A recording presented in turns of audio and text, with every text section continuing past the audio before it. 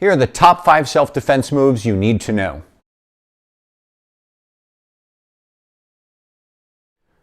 Just for fun, I asked myself the question, if I was only able to use 5 fighting moves for the rest of my life, what would they be?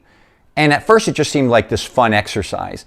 But the more I thought about it, the more I realized there was hidden value there. Because so much of the time as a martial artist, you train in all these different techniques, and most of them you'll never end up using in a real situation.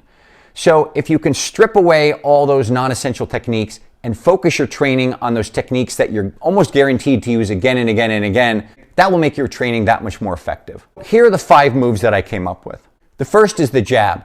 A lot of boxing coaches say that this is the most important punch in fighting. A jab, in case you don't know, is when you punch a straight punch from your lead hand. So here you can see I'm in a traditional stance, my left leg is forward, my strong hand is back, and a jab is just when you come straight out, protecting your chin to the other guy's face and right back again. That's a basic jab. But a lot of people think of a jab as just this weak and kind of ineffective punch that's just meant to set up the big right. So in boxing, a lot of times people throw jabs and they're light and there's not much weight behind it, but really they're just kind of feeling out their opponent, seeing how they move so that they can deliver on that big right. But in a self-defense situation, your jab can pack a real punch. If you put your hips into it and you actually step into the punch, then that jab can be a knockout blow. And in a real life situation, you don't want to go 13 rounds with your opponent. You want to finish the fight quickly and get out of there.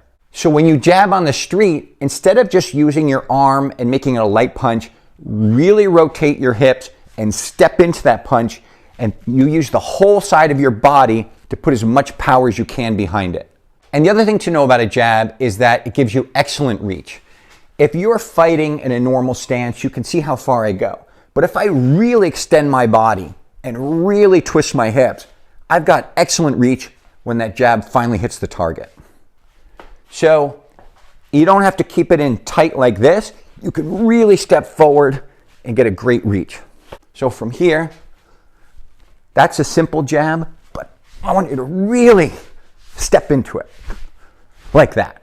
So a normal jab would just kind of be this flick, but I'm looking to turn it into a knockout blow. So I want to turn my hips and step into it.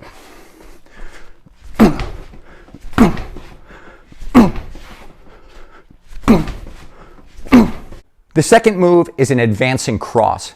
So a cross punch is when you throw a straight punch with your rear hand. So in this case, my rear hand is my right, and I throw a punch straight into my target and straight back to my chin for protection. That's a normal cross.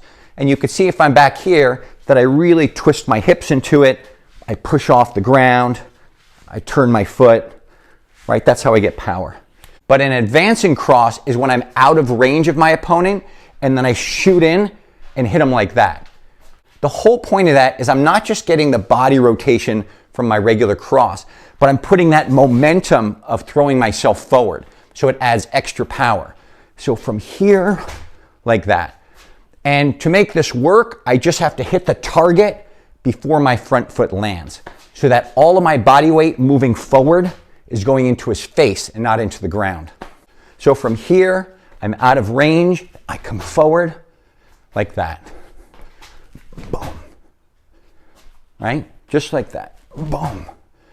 And one thing to practice with the advancing cross is don't jam your punch. I don't want to hit him when my arm is bent like this. I want to hit him when my arm is fully extended. So you really want to get a good stretch with that. This could be your finisher in a fight. If I were in range with my attacker, a right cross would come right from here, just like that. But if I'm out of range, I need to slide in.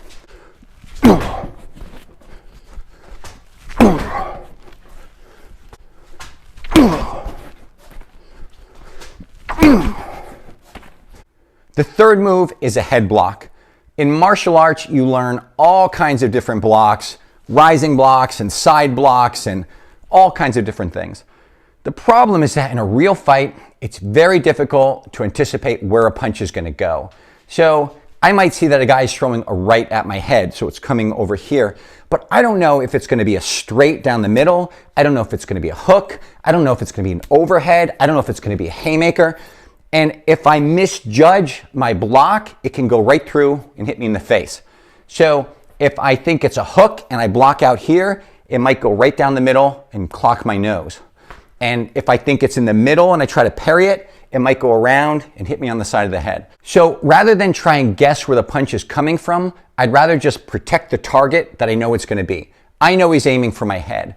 So all I'm going to do from this kind of neutral defensive position is to cover my ear and bring my arm up right to my head and then protect with my other hand.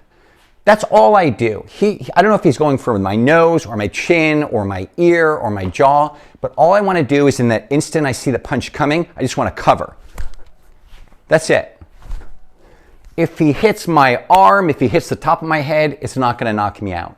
So that's what I'm doing. I'm just protecting myself from getting knocked out. And I add two other things to make this better. The first thing I do is drop my body weight. I don't want to be standing tall because that punch might knock me over. So I want to drop my body weight.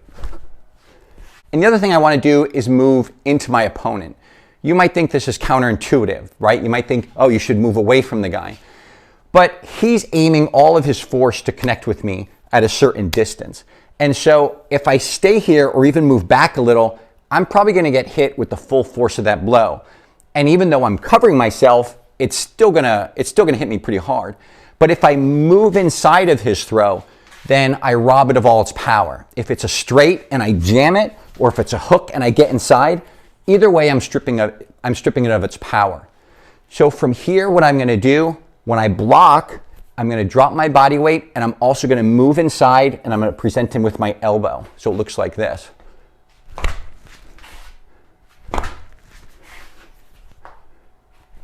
So if a guy gets in my face and takes a swing at me, I don't have to guess where it's going to be or even necessarily which hand it is. I just have to cover my head, drop my body weight, and move into him. It's like a foolproof defense. Now, obviously, you don't want to stay in this protective shell. I don't want to just keep absorbing his blows. What I want to do is move inside of him and then from here finish him off with an elbow, with a knee, with a punch, whatever it is. But my priority is to avoid getting knocked out. And usually in a fight, a guy will try to sucker punch you when you least expect it, and you really don't have time to perform this great block. So if you just cover your head, drop your body weight, and if you can, move into him a bit, you're gonna rob that punch of all its power.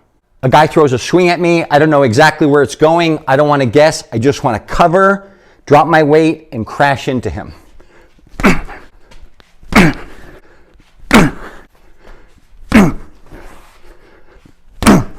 The fourth move is a sprawl. In a street situation, generally speaking, you want to stay off the ground. One, because hard pavement can be very unforgiving. And two, because a lot of times what happens is you think you're fighting one guy one-on-one, and then you get to the ground and suddenly his friends magically appear out of nowhere and start kicking your face or punching you in the head. And that's really bad for you because you're a sitting duck. So unless there's some extenuating circumstances why you prefer to be on the ground, maybe you know the fight is one-on-one, maybe the guy's a really good striker and you're a good grappler and you'd rather take your chances on the ground, I would recommend staying on your feet. It's better to see if there are multiple opponents around and you can easily run if you have to. So the best way to stay on your feet against someone who's trying to take you to the ground is to sprawl. And the basic concept is they're gonna try to dodge one of your punches, they're gonna duck low, and they're gonna try to either grab your waist or grab your legs and push you to the ground. And so you need to have your elbows down in general when you're fighting, because if they're up, it makes you an easy target. But from here, when they come in, you want to throw your legs back and then you want to drop your weight on top of the guy and drive him into the ground. That will give you an opportunity to get back on your feet and continue the fight.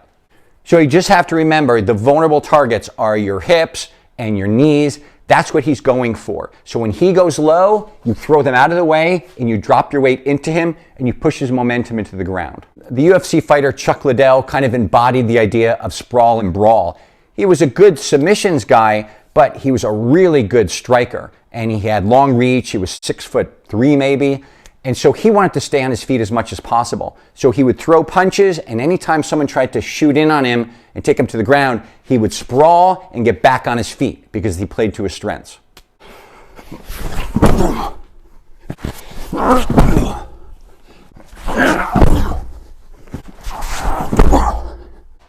the last move is the trap and roll.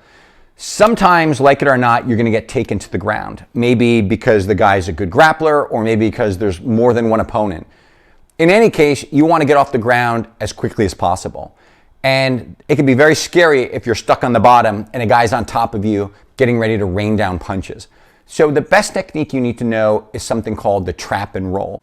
And the basic concept is that if a guy is on top of you on the ground, you want to pin one of his arms, and then you want to pin one of his legs on the same side.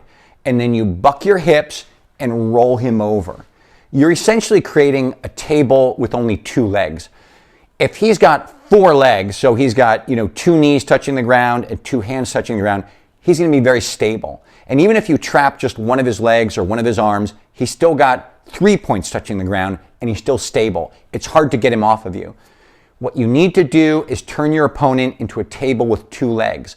So you need to grab one arm and one leg on the same side, and then you buck your hips to get him up in the air and you roll him over. And there's a reason why they don't make tables with two legs. They're extremely unstable, and it doesn't take that much force to knock him over.